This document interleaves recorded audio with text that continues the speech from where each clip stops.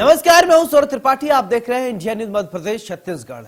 इंदौर में प्रवासी भारतीय सम्मेलन और ग्लोबल इन्वेस्टर समिट होने जा रहा है।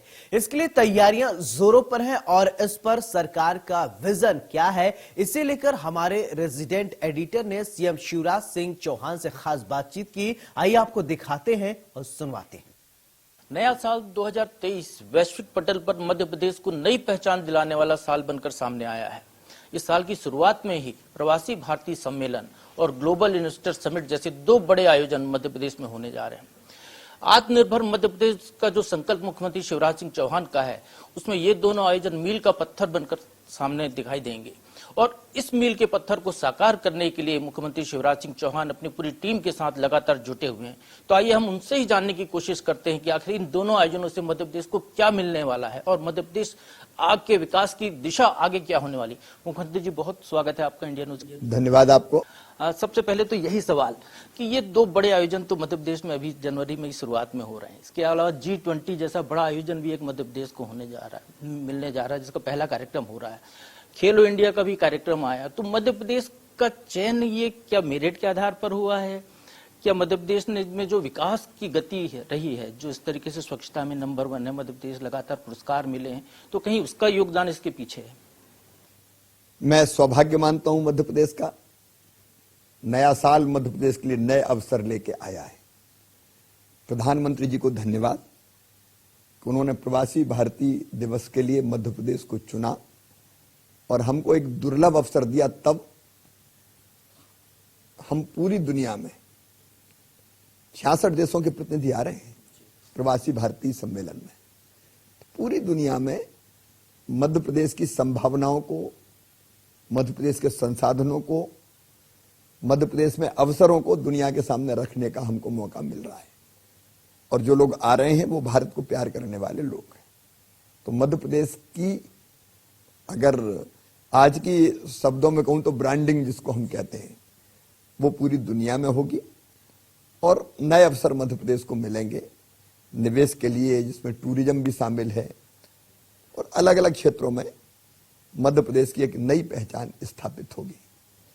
आश्चर्यजनक रूप से कोविड के बाद ग्लोबल इन्वेस्टर समिट हो रही है, तो उसमें जैसा उत्साह मैंने इस बार देखा, पहले कभी नहीं देखा।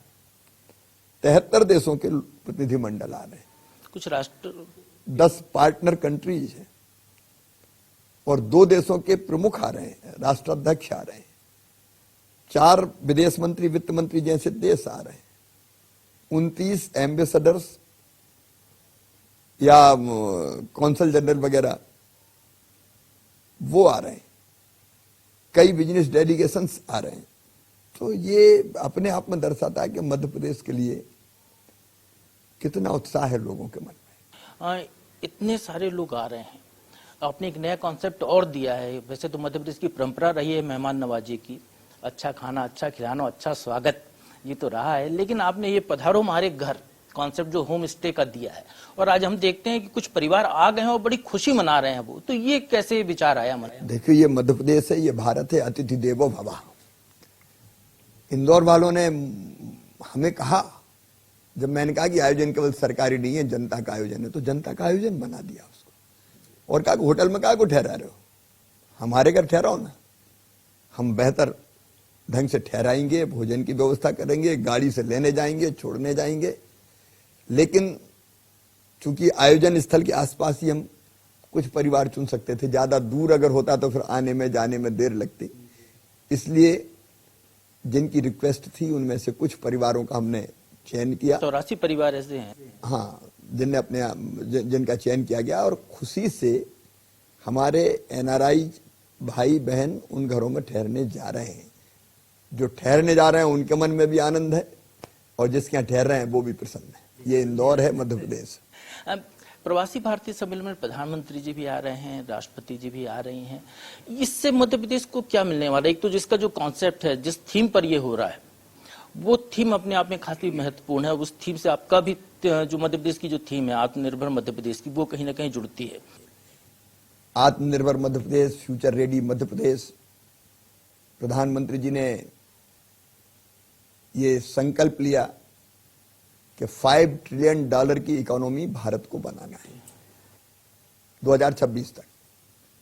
तो मध्य प्रदेश ने तय किया कि $550 बिलियन की इकोनॉमी हमें बनाना, ताकि हमारा देश $5 ट्रिलियन की इकोनॉमी बन सके। प्रधानमंत्री जी अद्भुत नेता हैं। उनकी अपील का देश और दुनिया में व्यापक असर होता है, और इसलिए उनका आना अपने आप में मध्य प्रदेश की संभावनाओं को कई गुना ज्यादा बढ़ाएगा। और दूसरी बात यह है कि वो केवल देश के नहीं, दुनिया के नेता हैं। राष्ट्रपति जी आएंगी तो उससे ग्लोबल हमारे प्रवासी भारतीय सम्मेलन को नई ऊंचाइयां मिलेगी। तो दोनों का आना हमारे लिए परम सौभाग्य की बात है। प्रवासी भारतीय सम्मेलन के जो आउटकम निकलेगा वो तो अपनी जगह है। ग्लोबल इन्वेस्टर समिट जो आप करने जा रहे हैं, आपके कार्यकाल की ये अब तक की सबसे बड़ी समिट है। खजुराहो से आपने शुरू किया था और ये 6वीं समिट होने जा रही। तो इस समिट से क्या जो आप जो सपना देख रहे हैं $550 बिलियन इकोनॉमी मध्य प्रदेश को बनाने का, उस पर कुछ मदद मिलेगी? हमको बहुत मेहनत करनी पड़ती थी, पकड़ पकड़ के लाना पड़ता था। खजुराहो में बहुत प्रयास किए कि आ जाओ भैया, आ जाओ भैया। लेकिन इसमें स्वतः स्फूर्त भी लोग आ रहे हैं, क्योंकि मध्य प्रदेश की एक पहचान स्थापित हो गई है। और मैंने पहले ही कहा कि हम ऐसे ही प्रयास नहीं कर रहे हैं। मध्य प्रदेश को लाभ हो, नौजवानों के रोजगार के अवसर बढ़े, नौजवानों के प्लेटफॉर्म मिले जहां वो अपना भी इन्वेस्टमेंट करके अपनी कंपनी खड़ी कर सके। आज युवा नीति के लिए स्टार्टअप जिन नौजवानों ने स्टार्ट किए, उनके साथ में बैठा था। तो हौसला है मध्य प्रदेश के नौजवानों में, और हर अंचल के, चाहे महाकौशल हो, चाहे बिंद हो, चाहे बुंदेलखंड हो, चाहे ग्वालियर चंबल हो, चाहे मालवा हो, चाहे निमाड़ हो, चाहे भोपाल हो, हर जगह से बच्चे निकल रहे हैं। तो ये ग्लोबल इन्वेस्टर समिट एक प्लेटफॉर्म भी देगा। यहाँ 1-to-1 मीटिंग्स होंगी, हमारे बच्चे भी टाई अप करेंगे, हमारे बच्चे जो चीजें बना रहे हैं उसके एक्सपोर्ट के अवसर भी मिलेंगे। तो ये केवल निवेश नहीं है, ये आदान प्रदान है, विचारों का भी, तरीकों का भी, टेक्नोलॉजी का भी। तो एक अवसर, एक दुर्लभ अवसर बन गया है ये, जो सौभाग्य से हमें मिला है। पहले ये देखा गया था कि उद्योग आते हैं तो उनके जो वर्कर हैं वो बाहर से आते थे, क्योंकि मध्य प्रदेश में स्किल्ड लोगों की कमी थी, उस क्षेत्र के लोग होते नहीं थे। पहले 2-3 ट्रेड होते थे, अब ITI के स्वरूप परिवर्तित हो गए, नए ट्रेड्स हमने प्रारंभ किया आज की आवश्यकताओं के अनुरूप। ग्लोबल स्किल पार्क भोपाल में तेजी से बन रहा है, और काम, पढ़ाई तो शुरू हो ही चुकी पुरानी बिल्डिंग में। मॉडल ITI बन रही है हर संभाग में। उद्योगपतियों के साथ मिलके हम जैसी स्किल्ड मैन पावर उनको चाहिए, उसकी ट्रेनिंग देने का काम शुरू किया है, और उद्योगपति ललायत भी है। हमारी कोशिश यह है कि जहां उद्योग लगे वहां स्थानीय नौजवानों को रोजगार मिले, और उसके लिए स्किल्ड मैन पावर हम अपने बच्चों में से तैयार करते जाएं। एक फ्रेंड्स ऑफ MP कॉन्सेप्ट आप लेकर आए थे और लगातार आप लोगों के संपर्क में हैं। तो यदि हम कहें कि मध्य प्रदेश की जो विकास की जो गति आप देख रहे हैं, तो क्या फ्रेंड्स ऑफ MP दिखाई दे रहे हैं? मुझे तो ये कहते हुए प्रसन्नता है कि बहुत महत्वपूर्ण प्लेटफॉर्म सिद्ध हुआ है फ्रेंड्स ऑफ MP।